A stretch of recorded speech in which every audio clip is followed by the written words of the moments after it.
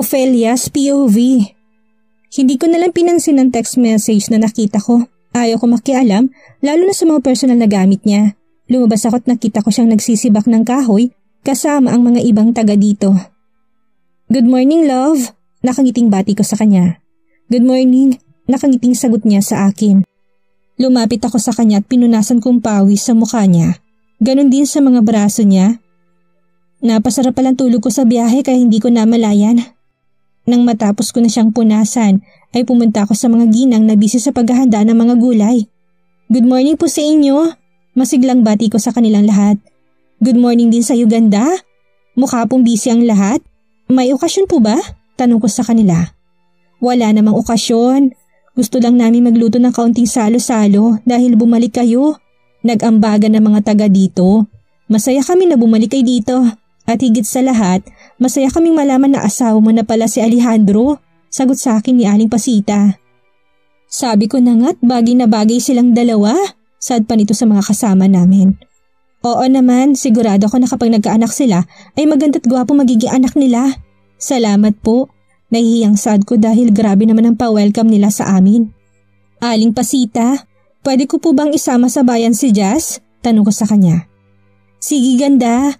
Naglakad ako papunta kay Handro dahil gusto kong pumunta sa bayan para bumili ng ibang kailangan nila.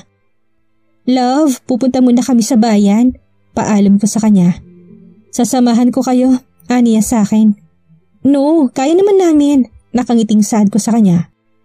Okay, pero kapag hindi pa kayo nakabalik sa loob ng 2 oras, susunduin na kita. Opo, love. Sige, alis na kami. Paalam ko sa kanya, tinalikan ko siya sa labi. Umalis na kami ni Jazz. Umarkila ako ng tricycle. Para mapabilis kami, pagdating namin sa bayan ay kaagad kaming bumili ni Jazz ng mga inumin at iba pang sangka para sa mga niluluto nila. Bumili na rin ako ng mga bigas para sa kanila. Masaya ako na natutulungan ko sila sa paraang alam ko. Nang matapos na kaming mamili ay umuwi na kami. Pagdating namin ay kaagad na hinanap ng mga mata kong asawa ko. Nakita ko na nagpapaikot siya ng lechon. Hindi ko inaasahan na may paletsyon pa talaga sila. Alam ko na matagal nilang inaalagaan ang mga baboy nila pero talagang nag-ambagan sila. Pinapila ko mga bata at binigay ko ng mga gamit nila. Ganon din ang mga ginang para ibigay ang mga binili na gamit ni mommy para sa kanila. Kitang-kita kong saya sa mga mata nila. At nang sumapit ang tanghalian ay masaya naming pinagsaluhan ang masarap na pagkain. Minsan ay pinangarap ko na dito na tumira. Dahil napakasimple lang ng buhay at malayo sa maingay na lungsod. Nagpahinga muna ako sa bahay na tinutuluyan namin ni Handro. Habang siya'y nakipag-inuman sa mga taga dito.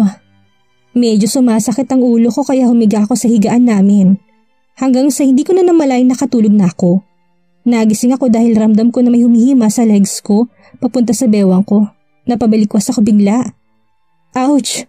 Sorry love, akala ko kasi kung sino eh. Bakit kasi hindi mo na lang ako ginising? Sad ko sa kanya. Sorry love, mapungay ang mga matang sabi niya sa akin. Anong oras na? Tanong ko sa kanya. It's 5 o'clock, sagot niya sa akin. Sorry, nakatulog ako, masakit kasing ulo ko kanina. Sad ko sa kanya. It's okay love, sorry kung ginising kita, aniya sa akin. Niyakap ko siya at sumiksik ako sa dibdib niya. Ang bango niya talaga. Napangiti naman ako dahil niyakap rin niya ako at panay ang halik niya sa buhok ko. Love, alam mo ang bango mo. Saad ko sa kanya dahil totoong mabango siya. Nakakaadik ang amoy niya. Ikaw rin naman, sagot niya sa akin. Love, saan nga pala mga magulang mo? Tanong ko bigla sa kanya. Patay ng daddy ko, sagot niya sa akin. Sorry love, it's already 15 years, aniya sa akin. Nalungkot ako dahil parang may kakaiba sa sinabi niya. Ramdam kong sakit na pilit niyang tinatago. Niyakap ko siya ng mahigpit para iparamdam sa kanya nandito lang ako sa tabi niya. Ilang sandali pa'y narinig ko ng mumunting hilik niya. Hinayaan ko na lang siya. Bumangon na ako at pinalitan ko ng unan ang pwesto ko para yun ang yakapin niya. Hinalikan ko siya bago ako lumabas sa kwarto namin. Umupo ako sa duyan at nakatanaw sa dagat. Malapit na lumubog ang araw, payapang alon sa dagat. Parang katulad ng buhay ko. Masaya ako sa buhay ko pero hindi ko alam kung hanggang kailan ba ako magiging okay. Bigla ko nangamba para sa future ko. Masasabi ko nang nagawa ko ng lahat ng gusto ko. Hinihintay ko na lang ang resulta ng board exam ko at magiging ganap na akong doktor. Pero hindi ko kontrolado ang mga nangyayari lalo na ngayon na may asawa na ako. Kinuha kong phone ko and I took a picture of the sunset. Tinutok ko sa mukha kong camera at nagulat ako dahil nasa likuran ko na palang asawa ko. Love, gising ka na kagad? Sabi ko sa kanya. Wala ka kasi sa tabi ko, sagot niya sa akin. Maligo tayo, love? Yaya ko sa kanya. Okay. Aniya sabay hubad sa suot niyang t-shirt. Napatulala na lang ako sa ganda ng katawan niya. Hinawakan niyang kamay ko at niyaya niya akong pumunta sa tubig. Yumakap ako sa kanya. Hinalikan niya ako sa labi at naligo na kaming dalawa. Nahiya naman kaming gumawa ng kababalaghan dahil hindi lang kami ang tao dito. Nang magsawa na kami kakatampisaw, ay pumasok na kami sa loob ng bahay at doon namin ipinagpatuloy ang nais naming gawin. Buong magdamag namin pinagsaluhan ng isang mainit na tagpo. Sa mga sumunod na araw ay naging masayang pananatili namin sa isla. Tinuruan ko mga bata, natatawa nga ako dahil biglang naging teacher ang tawag nila sa akin. Love, ang saya ko. Kasi natutulungan ko mga bata dito. Kung kaya ko lang silang tulungan, gagawin ko. Saad ko sa asawa ko habang nakaupo kami sa may dalampasigan. Love, sapat na lahat ng mga ginawa mo. Alam ko na sobrang nagpapasalamat sila sa'yo. Hindi lahat ng tao kayang ginagawa mo. Aniya sa akin. Tingin mo? Nakangusong tanong ko sa kanya. Opo, and I'm so proud of you. Napakaswerte ko dahil ikaw ang naging asawa ko. Nakangiting sabi niya sa akin sabay kurot sa pisngi ko. I'm also proud of you dahil sinamahan mo ko dito. Sana laging ganito. Alejandro, gusto ko mabuhay na kasama ka. Ang bumuo ng pamilya na kasama ka. Sana maging masaya tayo palagi. Sabi ko sa kanya. Hindi ko alam pero bigla ako nasaktan dahil umiwas siya bigla ng tingin sa akin. Hinayaan ko na lang siya. Tumayo na ako para pumasok sa loob ng bahay. Nauna na ako sa kanya. Bakit bigla ako nakaramdam ng kakaiba? Tama ba itong nararamdaman ko? Bakit parang may mali? Bukas ng balik namin sa Maynila, pinilit ko na pakisamahan ang asawa ko. Kahit napakaramdam ko ay bigla na lang siya naging cold sa akin. Kinabukasan ay nagpaalam na ako sa mga taga-isla. Hindi ko alam kung kailan ulit ako babalik dito. Kaya niyakap ko sila ng mahigpit at talagang naiyak ako. Pamilya na ang turing ko sa kanila. Mag-aaral kayo ng mabuti. Hindi ko alam kung kailan ulit ako makakabalik dito. Alagaan niyo mga sarili niyo. Mahal ko kayo. Naiyak na paalam ko sa kanila. Ingat po kayo palagi ate. Mahal na mahal ka po namin. Magkikita pa po tayo ulit. Bye po. Kuya Handro, huwag niyo pong sasaktan si ate. Hindi po niya deserve yun. Sana mahalin mo siya palagi. Saad ng isang bata kay Handro. Hindi sumagot si Alejandro at ngumiti lang ito. Sumakay na ako sa van at kumaway ako sa kanila. Nagsimula nang magmaneho si Handro. Ako naman ay tahimik lang hanggang sa biglang gumewang-gewang ang van namin. Anong nangyayari? Kinakabahan tanong ko kay Alejandro. Shit! Asik niya dahil hindi niya makontrol ang sasakyan namin. Natatakot ako't mahigpit ang hawak ko sa seatbelt ko. Nananalangin ako na walang masamang mangyari sa aming dalawa hanggang sa natagpuan ko na lang ang sarili ko na may pumapatak na dugo mula sa ulo ko. Alejandro, mahinang tawag ko sa kanya hanggang sa hindi ko na alam ang mga sumunod na nangyari. Napabalikwas ako ng bangon, wala akong nakikita kundi kadiliman. Masakit ang buo kong katawan. Bigla akong binalot ng takot, hindi ko alam kung nasaan ako. Naalala ko na aksidente pala kami ni Handro. Pero nasan siya? Bakit ako nandito? Nasan ba ako? Mga tanong na hindi ko alam ang sagot. Pinilit kong tumayo pero hindi ko kaya. Nakakaramdam na ako ng lamig. Nilalamig ako, kaya napayakap ako bigla sa katawan ko. May narinig akong yabag ng paa. Hanggang sa biglang bumukas ang ilaw. Ngayon ko malinaw na nakikita ang buong paligid. Kahit na nasisilaw ako ay pinilit kong idilat ang mga mata ko. Nasa isa akong bodega. May mantsa pa ng dugo ang gamit ko. Miss, lilinisin ko na po kayo. Kailangan niyo po magbihis ng damit. Biglang sabi sa akin ng isang babae. Nasaan ako? Tanong ko sa kanya. Hindi ko po alam. Utusan lang po ako dito. Mahinang sagot niya sa akin. Paano hindi mo alam? Palabasin niyo ko dito. Sigaw ko sa kanya. Marami pong bantay at gustuhin niyo man po, hindi kayo makakaalis sa lugar na to. May mga kasama pa siya at pinagtulungan nilang alisin ang damit ko. Hindi na ako nagpumiglas pa dahil may mga lalaki silang kasama. Laking pasasalamat ko dahil naghintay na lang sa labas ang iba niyang kasama at siya nang nagsuot sa akin ng damit. Pagkatapos niya akong bihisan ay lumabas na siya at iniwan na niya ulit ako dito. Patay ang ilaw pero may ilaw sa hagdanan na nagbibigay ng liwanag dito sa loob. Malawak ang bodegang ito, nasa tingin ko isang basement. May maliit na bintana. Nakakaramdam na ako ng takot at pangamba. Nagsimula nang pumatak ang mga luha ko. Bigla kong naalala ang asawa ko. Alejandro, nasan ka na ba? Okay ka lang ba? Sana ay okay ka lang. Tanong ko sa kawalan habang walang tigil sa pagpatak ang mga luha ko. Bigla akong nag-alala para sa mommy ko. Hindi ko alam kung ilang oras akong tulog o baka ilang araw na. Kinapa kong ulo ko at laking pasasalamat ko dahil ginamot naman nila ako. Alam ko na inaasahan na ni mommy na babalik kami sa Manila. Pero eto ako, nandito sa lugar na hindi ko naman alam kung nasaan. Umiyak ako ng umiyak hanggang sa nakatulog na lang ako. Nang magising ako ay ganun pa rin. Walang pinagbagong buong paligid. May nakita akong pagkain sa tabi ko pero hindi ko magawang galawin. Natatakot baka may nilagay silang kung ano sa pagkain ko. May isang brown na pusang lumapit sa akin. Hinimas kong bandang ulo niya kahit papano ay napangiti ako dahil maamo siya. Kumuha ako ng kaunting pagkain at binigyan ko siya. Hinayaan ko siyang kumain at ako ay nakatingin lang sa kanya. Lumipas na ang oras pero wala nang may bumaba dito. Wala nang bumalik para silipin ako. Ming, gusto mo bang bigyan kita ng pangalan? Kausap ko sa pusa. Ano kaya magandang pangalang ibibigay ko sa kanya? Zoe kaya? Sige, ikaw na si Zoe dahil ikaw ang una kong alagang pusa. Samahan mo ako dito kasi hindi ko alam kung nasan ba ako. Kung sino ba nagkulong sa akin dito. Sobrang namiss ko ng mami ko, ang daddy ko at ang kapatid ko, higit sa lahat ang asawa ko. Hindi ko alam ang nangyari sa kanya. Kinakausap kong pusa kahit alam ko na hindi niya naman ako sasagutin. Hindi ko kakayanin na tumagal dito. Kailangan kong lumabas, pero paano? Anong gagawin ko? Sobrang gulong-gulo ako sa mga oras na to. Hindi ko alam kung hanggang kailan ko kayang tiisin na dito sa lugar na ito. Humiga ako sa malamig na semento. Habang yakap ko si Zoe, hindi ako nakaramdam ng gutom. Mas ramdam ko ang pananakit ng katawan at antok. Zoe, matulog na tayo, sabi ko sa kanya. Ew! Napangiti ako dahil pakaramdam ko'y sumagot siya sa akin. Pumikit ako para sana matulog na pero nagulat ako dahil biglang bumukas ang bakal na pinto at pumasok ang isang lalaki.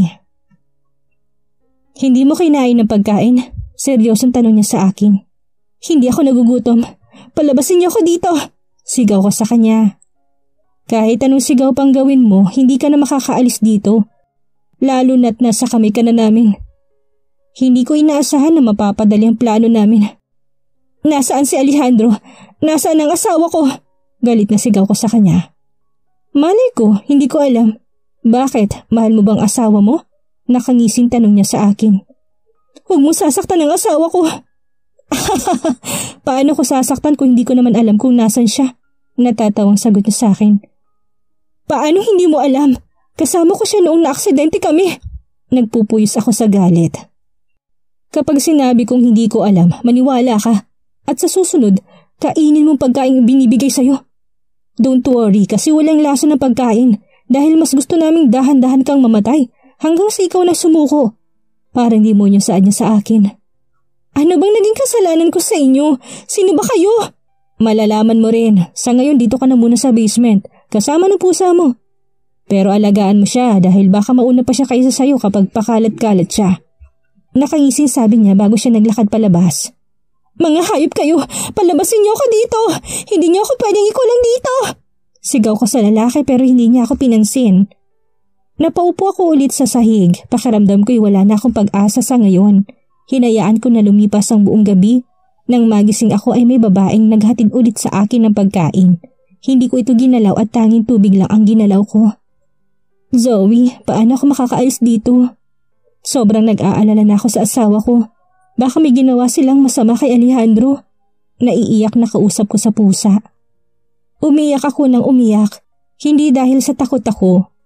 Umiiyak ako dahil gusto kong makita ang asawa at ang pamilya ko. Nang may narinig ulit akong mga yapag ng mga paa, kagad akong pinunasan ang mga luha ko. Hindi ako pwedeng maging mahina sa harap nila. Ayoko silang bigyan ng satisfaction. Alam ko na matutuwa sila kapag nalaman nila na natatakot ako sa kanila. Miss, Sana po ay kainin niyo na po yung mga pagkain na dinadala ko dito. Huwag na po kayo magmatigas dahil ako mawawala ng trabaho. Aniya sa akin. Sino ba talaga kayo? Bakit niyo ba ako kinukulong dito? Miss, sumusunod lang po ako sa utos. Papalayasin po ako ni Sir Cyrus dito at nakakatakot po siya lalo na kapag nagagalit. Sino Cyrus? Tanong ko sa kanya.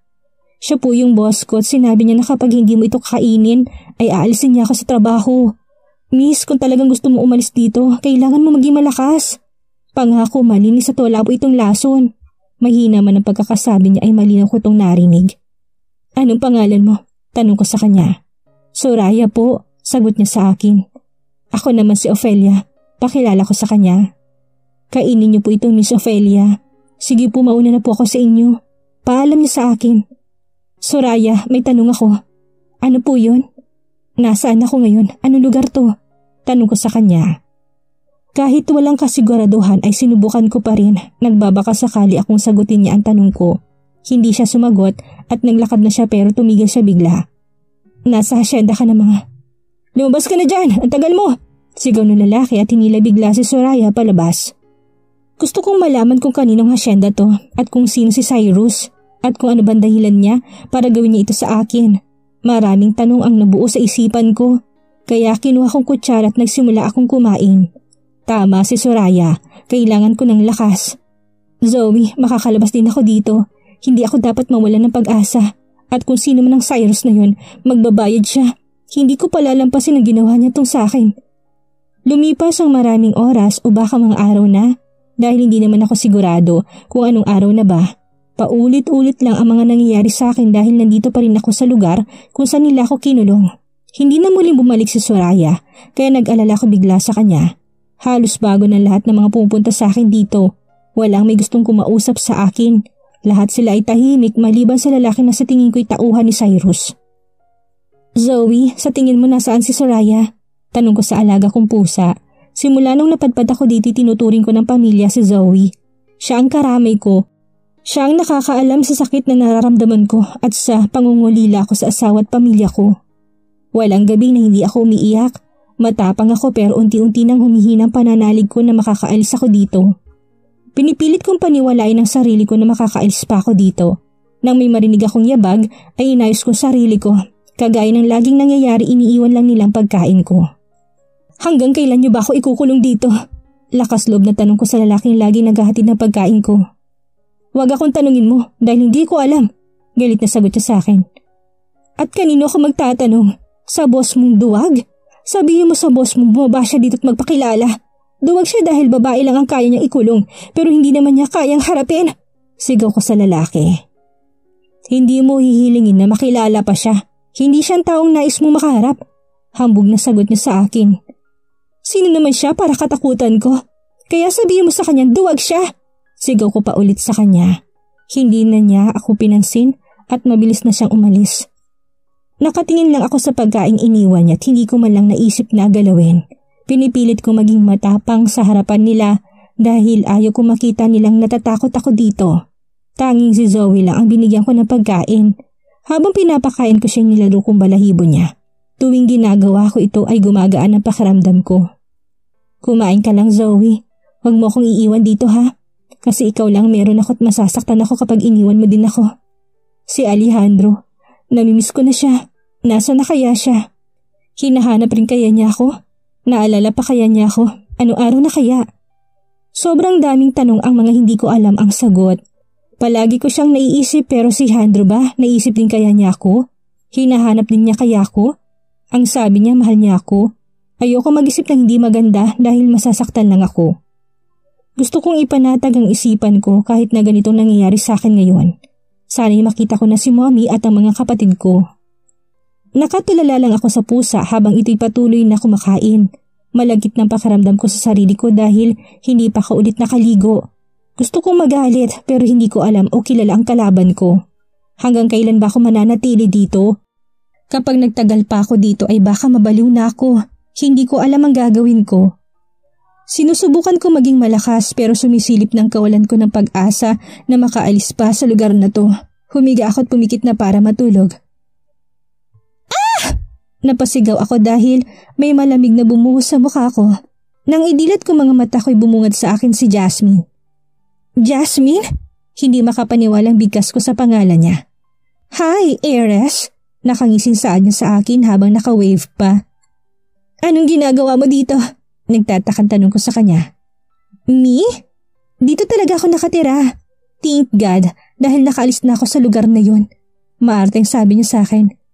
Nasaan si Alejandro? Anong ginawa mo sa kanya? At bakit mo to ginagawa sa akin?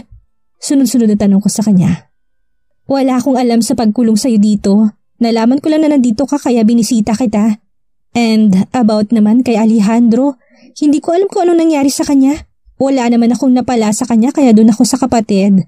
Feeling proud na sabi niya sa akin. Sino? Si Cyrus? Tanong ko sa kanya. Makikilala mo rin siya sa tamang oras? Malawak ang ngiting sagot niya sa akin. Duwag ang Cyrus na yon dahil hindi niya kaya magpakita sa akin. Jasmine slapped my face kaya tumingin ako sa kanya. Lumapit ako sa kanya at sinampal ko rin siya. Kahit dito matapang ka, tinalang natin kung hanggang saan natapang mo, sigaw niya sa akin. Hindi ako takot sa iyo o sa inyo dahil alam ko na wala akong ginawang masama para ikulong niyo ko dito, sigaw ko sa kanya. Hindi mo alam ang sinasabi mo, sigaw niya sa akin sabay hila sa buhok ko. Hindi ako magpapatalo na lang sa kanya. Hindi ako mahina para hayaan na niya lang nasaktan ako kaya gumanti ako sa kanya. Hinila ko rin ang buhok niya. Nagsabunutan kaming dalawa. Bitawan mo nga ako! Sigaw niya sa akin. Huwag mo akong utusan na bitawan kung hinila mo naman ang buhok ko. Buruha ka talaga! Nagulat ako dahil may biglang humila sa akin at tinulak niya ako. Tinulak pala ako na lalaki na tingin ko ay may malaking galit sa akin. Yumakap sa kanya si Jasmine at umiiyak. Nagpakampi siya sa lalaki dahil pang-best actress ang acting niya. Matapang ka pala talaga. Tingnan natin kung hanggang saan ang tapang mo. Mayabang na saad sa akin na lalaki. Palabasin niyo ako dito! Sigaw ko sa kanya. Kami ang magdidesisyon kung hanggang kailan ka dito. Pero isa lang alam ko, hindi ka na makakaalis pa dito. Sagot pa niya sa akin. Yan lang bang kaya niyong gawin? Sarcastic na tanong ko sa kanya. Kunot ang noo niya habang nakatingin sa akin. Kaya hindi ako nagpakita ng anumang expression sa kanya. What? Kunot noon na tanong niya sa akin. Eto lang ba ang kaya niyong gawin? Ang ikulong ako dito. Mga duwag pala kayo. Sigaw ko sa kanya. Humakbang siya takmang sasaktan niya ako pero hindi niya tinuloy. Bakit hindi mo ituloy? Sige, saktan mo ko. Utos ko sa kanya. Ang tapang mo. Tumingin ako sa mga mata niya pero kagad din siyang umiwas ng tingin sa akin sa hindi ko malamang dahilan. Pero muli siyang tumingin sa akin at kitang-kita kung paano siya napalunok nang tumingin siya sa dibdib ko na basa. Dahil sa pagbuhos ni Jasmine ng tubig sa akin kanina ay nabasa ang damit ko. Tinakpan ko naman ang dibdib ko. Jasmine, bihisan niyo siya ng bagong damit. Utos niya kay Jasmine. Why? Sundin mo na lang ang utos ko. Galit na sagot niya kay Jasmine. Sino ka ba? At sino si Cyrus? Tanong ko sa kanya. Hindi mo na kailangan pang malaman kung sino ako. Aniya bago lumabas. Sumunod naman sa kanya si Jasmine. Naiiwan ako naguguluhan. Hindi ko alam pero parang may mali. Biglang pumasok sa isipan ko ang posibilidad na si Cyrus ay si. Pero agad akong umiling dahil hindi. Hindi ko matatanggap kung siya nga. Pero paano kung siya? Anong gagawin ko? Naputol ang pag-iisip ko dahil pumasok ang isang babae na may dalang bagong damit. May dala rin siyang tubig at sabon kaya naghilamos na ako ng mukha ko. Kahit papaano ay naging maayos ang pakiramdam ko. Mula na mag-away kami ni Jasmine na hindi na siya bumalik pa dito at ganoon din ang lalaki hindi ko alam ang pangalan. Habang nakaupo ako sa malamig na semento ay biglang may pumasok na lalaki at hindi ko inaasahan ang makikita ko ngayon. Tumayo ang balahibo ko at bigla akong kinilabutan sa uri ng tingin niya sa akin. Ikaw? Paano? Sino nga kaya ang taong dumukot kay Ophelia? Sino ang lalaking nagngangalang Cyrus? At sino ang taong nakaharap ni Ophelia dahilan para madurog ang puso niya? Yan ang ating aalamin sa susunod nating kabanata.